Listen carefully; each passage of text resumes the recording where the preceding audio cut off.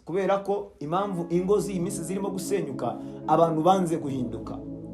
Umuntu arashaka umugabo avuga ngo uriya mugabo afite amafaranga, afite iki, yagera mu rugo kuko atubakiwe n'Imana, yagiye atagetinze imitungo n'ibindi, yagera mu rugo agasipara n'umugabo. Kubera iki? Yakurikiye ubutunzi, ntiyigeze akurikira iki ijambo ry'Imana rigize gute rivuga. Rero iyo hamaze kubaho transformation mu buzima bwawe, hari indirimbo abarokore bakunda kuririmba ivuga ngo naho ndiho naho napfa nziko nkundwa n'Uwiteka, ngo Yesu amibyo nyina byose ndamahoro. Ndagira ngo mbabwire, mukunze kubibona nk'umukobwa agafata nk'umusore akamujyana iwabo, kumva iwabo baramubwiye ngo uriya musore afite iki ntacyo. Hari umupapa w'inshuti yanjye yoretse kuntera story, arambwira ngo yajyanye n'umukobwa iwabo, hanyuma ngo babaza umukobwa ngo uyu mugabo ninde, afite iki?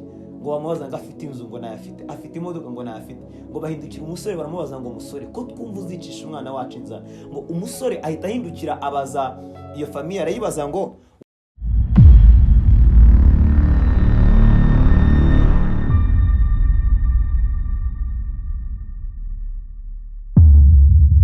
n'Imana riri muri iki gitabo cyitwa Bibiliya. Rero ryamara iminota 3, ryamara iminota 40, riba ari ijambo ry'Imana. Rero tugiye kuganira umwanya muto utari munini, kandi ndazi neza ko hari icyo Imana iri buze gukora ku buzima bwawe.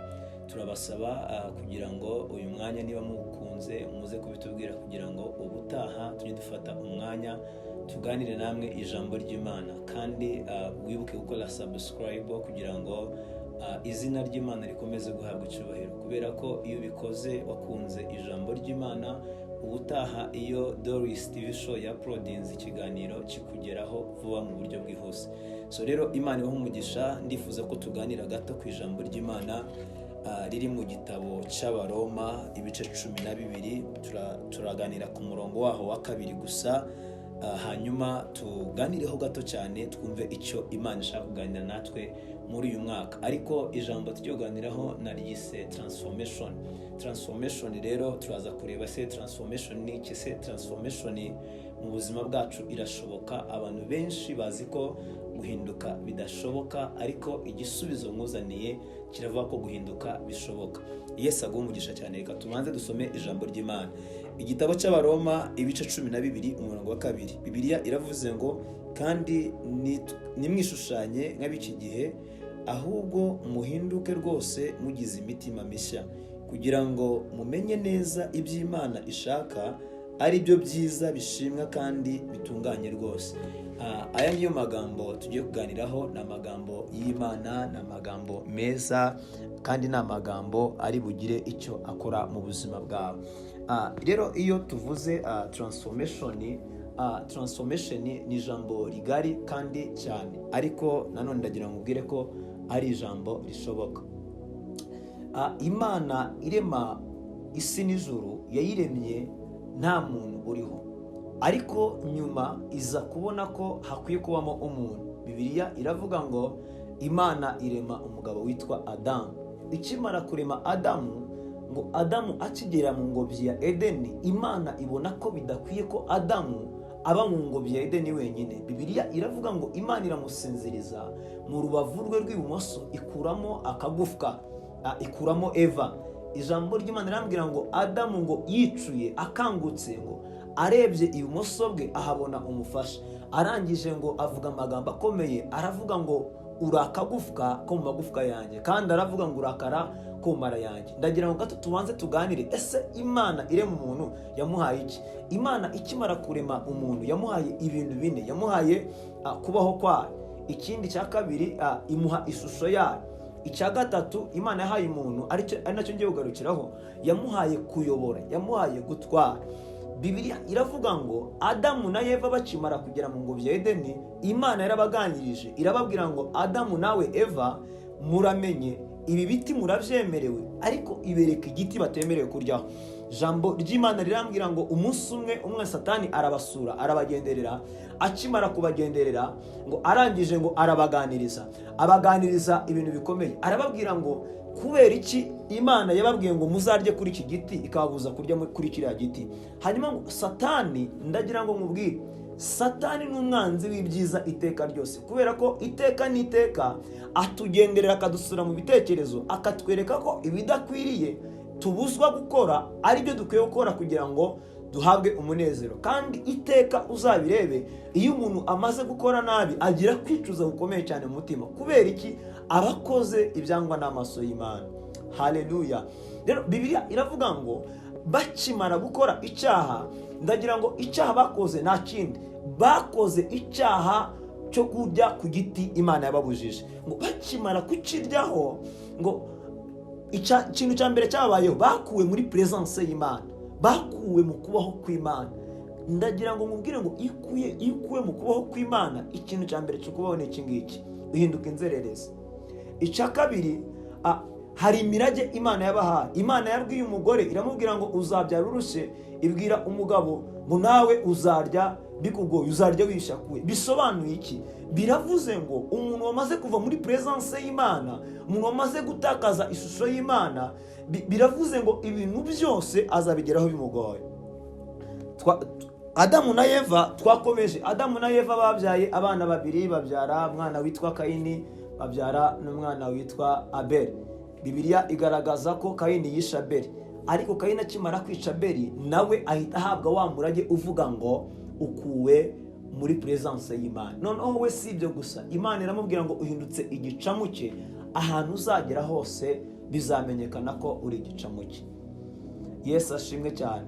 Hari igihe urubyiruko, abasore cyangwa se abakobwa, ugasanga umukobwa aricaye akavuga ngo guhinduka ngo ntibishoboka, ngo ntibyakunda. Reka nkubwire impamvu ya mbere igaragaza ko guhinduka bishoboka. Impamvu ya mbere yerekana ko guhinduka bishoboka ni uko udusaba guhinduka niwe udushoboza guhinduka.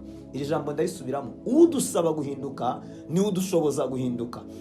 Iyo bavuze ngo transformation igizwe n'ibice bibiri. Hari igice cya mbere, urabona mu buzima busanzwe umuntu wakuze akaba muremure, ariko mu mutwe nta kintu kirimo, Abanyarwanda bamwita ko yakuriye ubusa. Hanyuma umuntu utarabaye muremure ariko mu mutwe afite ubwenge, baravuga ngo uriya muntu nubwo ari igikuri ariko afite mu mutwe hazima. Bishatse kuvuga iki? Uzakunda kubibona ugasanga umuntu amaze igihe kitari gitoya asenga Imana, ariko guhinduka byaranze. Ni ukubera iki? Umuntu amara igihe asenga ariko guhinduka ntibikunde. Iyo utaramenya ko hari ibyo ukwiye guhindura, nta nubwo guhinduka bishoboka. Ariko iyo wamaze kumenya ko hari ibyo ukwiye guhinduka biba bishoboka. Yesu ashimwe cyane. Rero transformation irashoboka cyane, haba ku rubyiruko, haba ku bantu bakuru. Buri muntu wese wamaze kumenya ko Kristo udusaba guhinduka niwe udushoboza guhinduka. Reka gato mbahereze urugero, hanyuma dusenge Imana. Yesu ashimwe cyane.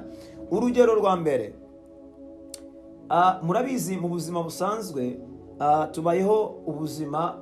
Hari igihe usanga umuntu yemera ibintu by'Imana, hari igihe usanga nyine umuntu atemera ibintu by'Imana. Ariko ku bantu bizera Kristo nk'Umwami n'Umukiza, Bibiliya iravuga ngo umuntu abyizeza umutima akabyatuza akanwa. Ni ukuvuga ngo iyo wamaze kwizeza umutima ko Kristo ari Umwami n'Umukiza, akaza mu buzima bwawe, ibintu byose bishoboka ko byahinduka. Ikintu cya mbere, ntushobora guhinduka utarahindukira. Ndashaka kuvuga iki? Ntabwo waba uri muri direction ya sin ngo ugira ibyiringiro byo guhinduka. Biragoye cyane. Kugira ngo uhinduke urabanza ugahindukira.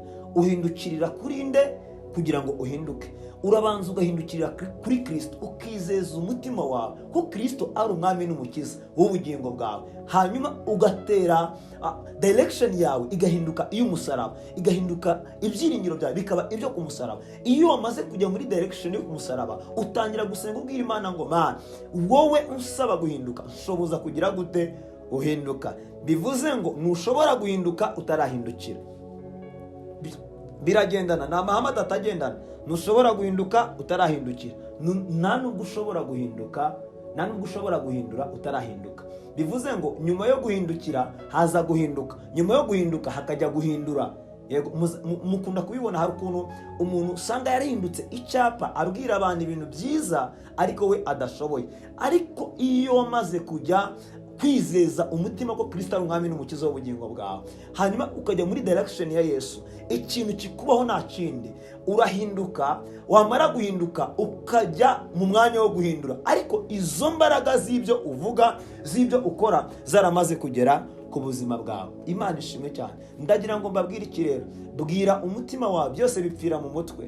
Bwira umutima wawe ko guhinduka bishoboka, kandi ubwire ngo ntushobora guhinduka utarahindukira. Ikindi cya kabiri, ntuzifuze kugira umuntu inama itarigeze igira icyo ikora ku buzima bwawe. Bivuze ngo urasabwa guhinduka kugira ngo ujye guhindura. Rero navuga ngo Imana ibaho umugisha, kubera ko transformation ni ikintu cy'ingenzi mu buzima dukeneye nk'urubyiruko ndetse n'abandi bantu abo ari bo bose, kubera ko impamvu ingo z'iyi minsi zirimo gusenyuka, abantu banze guhinduka.